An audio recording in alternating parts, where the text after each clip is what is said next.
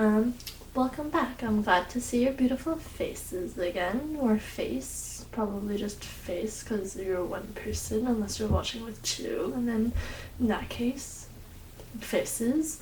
But I will try to make this a shorter video because the last video was 25 minutes long almost, and that was apparently too long for a lot of people, so I should have cut that into 2 parts.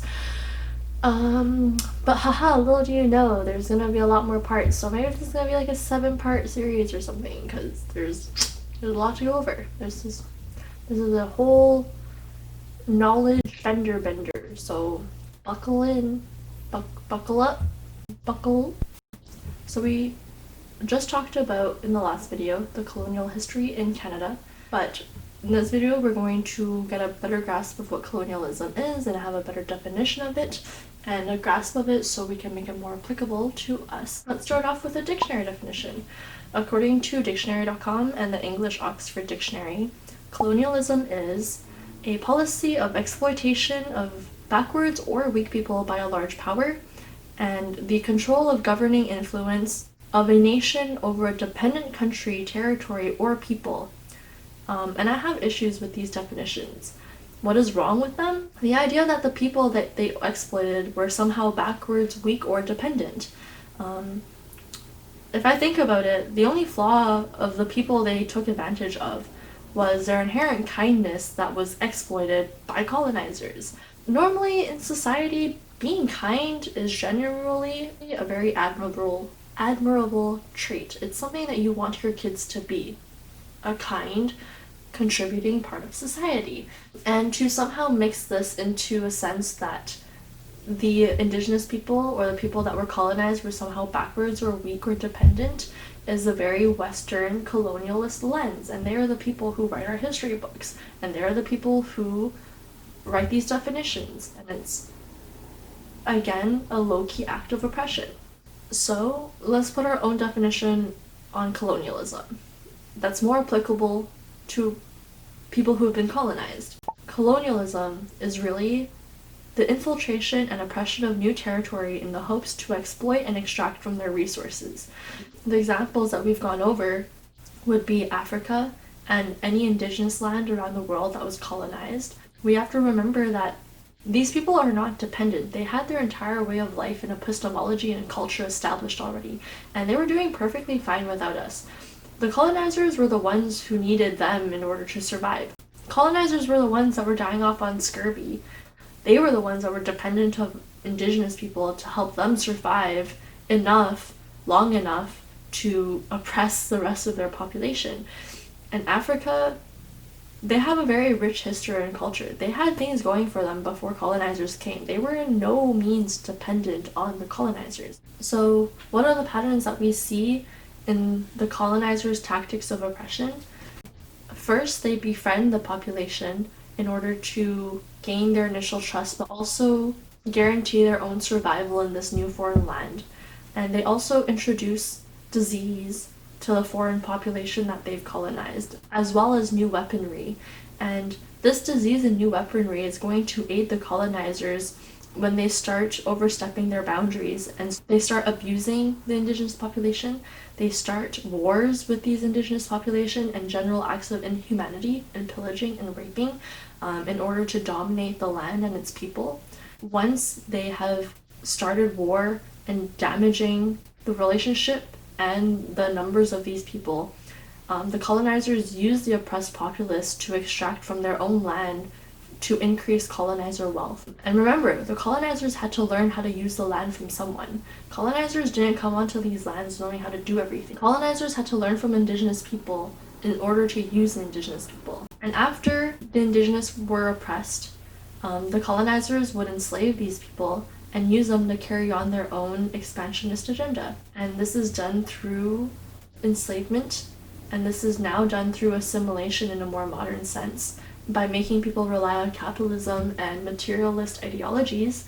And again, we have to remember that the ultimate goal of the colonizers were to increase their span of power and increase wealth for power holders. So who are the power holders? White, educated male members of society without overt disabilities. Colonialist belief is in line with patriarchal hierarchy. There is no acknowledgement of anyone who lays outside of this ideal. And since the expansion of Europe, society has been built around and continues to perpetuate and uphold these standards of light skin over dark skin, male over female, youth over older people, which leads to ageism, straight over queer or non-binary folks, and healthy over ill or disabled people. And we have to remember that this is their reality that they've imposed onto the rest of us. And we also have to remember that this isn't true. Just because you're not a young, healthy, straight, white male doesn't mean that you mean less than him. Even if you're disabled, you're still a worthy human. You are worthy of respect. You are worthy of love. You are worthy of being respected, and your life matters. If you're female, if you are dark skinned, if you are old, that doesn't mean anything. If you're queer, it doesn't mean anything. It's a part of your personality, and it's a part of your intersectioning reality, but that does not mean you deserve less. You may be receiving less, but know that you don't deserve less. You still matter. You don't matter less just because you have this. This is their reality that they've imposed on us, but we can change that reality. These standards are upheld through centuries of laws, rules, and policies that oppress outlying groups of people in different ways to maintain the established hierarchy. And we see these patterns and ideals exhibited directly in the policies they've placed on Indigenous communities. And when we think about what they've done to Indigenous populations, it's very obvious what their agenda is. And it starts off with a weakening of their population. The colonizers would initially pretend to be friendly, then slowly exploit and take from these Indigenous people, and after that they would kill off a large portion of their population. Think back to your history lessons.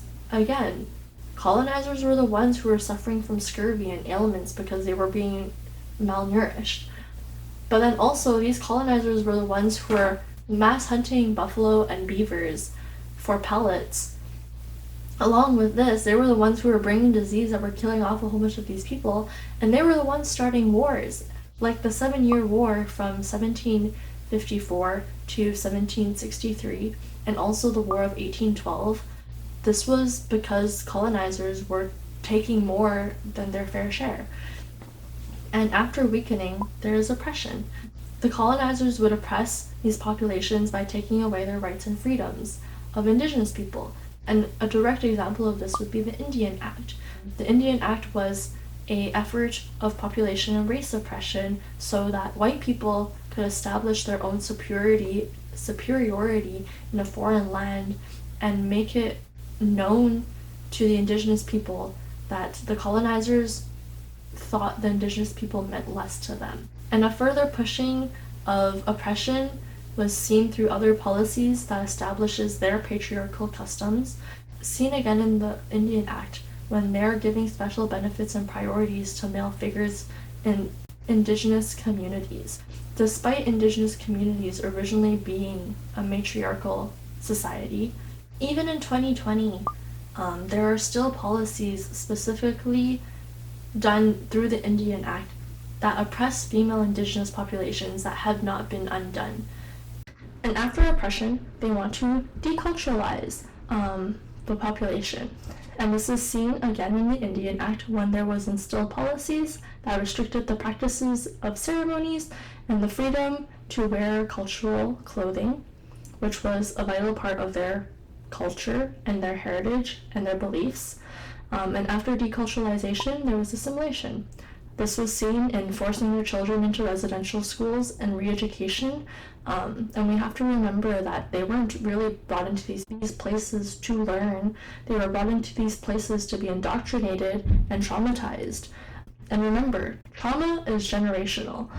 Another act of assimilation was allowing situations like the 60s and millennial scoop to happen and still continue. This mass assimilation effort was taking children out of their original families and cultures without the permission of the families into a completely different family without the child's freedom or individual choice to know or learn about their heritage. mass assimilation. And after assimilation, they try to make you forget. This means slowly instilling more laws and rules to restrict them to just their communities and making it harder for them to be treated fairly in political and influential positions of power. This is also done by instilling prejudice and stereotypes into the rest of society, so the rest of society views them in a different way. Amongst this, we encourage the Indigenous people to leave their communities due to the community's poor conditions because we underfund them and we label them as just being drunks or drug users that take the government money when that's not the case. We don't even give them enough money to be well off enough to have proper schools. But when they do leave these communities, we don't allow them a substantial voice in the rest of society. And because of all of this, and years of colonialist oppression and ideology, we now have issues with systemic racism, leading to police brutality, and wealth and pay gaps, and other social injustices. They are all a symptom of colonialist history, and how the government was built, and who the government was built to serve. And the issue at hand right now is that Black and Indigenous lives matter. But the issue is that neither of these groups have mattered in society. They haven't been given that sort of respect. They're worse off than other invisible minorities because they're overtly abused in our first world countries. And this has recently been a topic that's been re-sparked, and it's been a topic that demands global attention and change right now because it's been happening for so long. People keep telling these groups, keep telling the Black and Indigenous people that it's going to happen later, but when later never comes, later becomes a synonym for it's never going to happen. The issues they face are systemically instilled to disable this population from success and opportunities. They have to work substantially harder than every other group of people in society for the same opportunities and chances that would have otherwise been given naturally to other people. Even if there are opportunities given to the Black and Indigenous communities, they're few and far in between.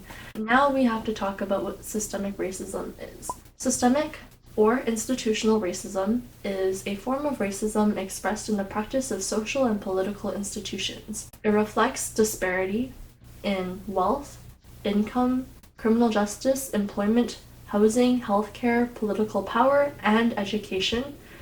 And in the words of Charles V. Hamilton, expressed in his book Black Power, The Politics of Liberation, systemic racism originates in the operation of established and respected forces in the society, and thus receives far less public condemnation. This is explicit when we review the patterns of history. It's become a cultural norm that's been normalized by years of assimilation and history erasure. It's a symptom of 400 plus years of colonialism. It's exactly what they want. It's happened for so long that we don't see the issues with it, and it's become so deeply ingrained that it's seeped into every aspect of society and how society is being run that it's an infinitely more difficult situation to tackle and dismantle. Yes, there has been substantial change in political reform since 1900s, but there hasn't been enough change. Black and Indigenous communities are still being oppressed in every aspect of life due to instilled preconceptions and prejudice that the general population holds towards these people of color. Black and Indigenous folks have not been treated fairly as humans yet by society, and everyone is webbed into this issue. And this is why we have to say that Black lives matter rather than all lives matter, because by saying all lives matter, rather than being inclusive, all becomes a walled-off pronoun, a defense measure to not make it all about race so that the invisible hegemony of whiteness can continue unchallenged. Because of cases like George Floyd, Breonna Taylor, Regis Korczewski-Paquette, Ahmaud Arbery, and countless others that I don't have the time to name, there's a huge list, and it seems like it's never ending at this point. There's been specific attention towards the issue of police brutality and the systemic racism instilled in law enforcement. But now that we've been more specific about the implications of colonialism and how it's led to systemic racism, it's become more clear how the justice system has been made to uphold colonialist ideals. Law enforcement is a tool used to maintain the government agenda that was built to serve white people. There's no dispute that systemic racism exists, and it's a predominant issue in the law enforcement. How government is run, how the justice system is run, how the police operate. It's a huge issue that has to be addressed, because rather than just killing off these people because that's not socially acceptable anymore, and rather than just using them openly as slaves, this is done through mass incarceration instead. And it's just another policy, and it's just another loophole that's been used to hide the atrocities happening right now. So in the next episode, we'll be focusing on law enforcement. It's going to analyze current statistics of law and police bias.